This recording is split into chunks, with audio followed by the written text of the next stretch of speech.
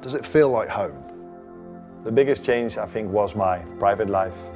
Professionally, I felt at home, I would say, after a few days, so from the start. Ipswich, 1981. My first ever game when I came with my dad, we were sat in that section there, obviously the old main stand, but I can remember it clear as anything. Quite close to the away fans. But yeah, what an atmosphere.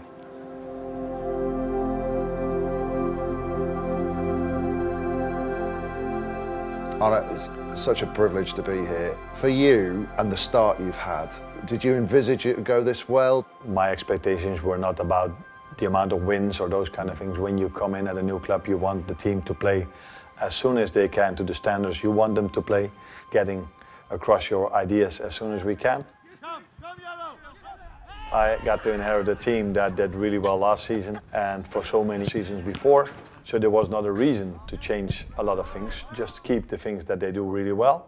In general, I think what Jurgen's teams liked to do and what my team liked to do as well is press really high. Sometimes maybe a bit different in formation, but the idea is the same. And we both like to score goals.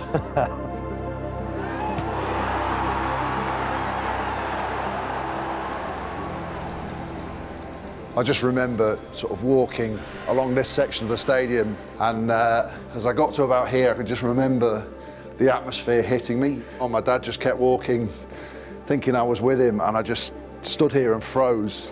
But it wasn't until you actually walked through and that wall of atmosphere hit you. You could almost touch it.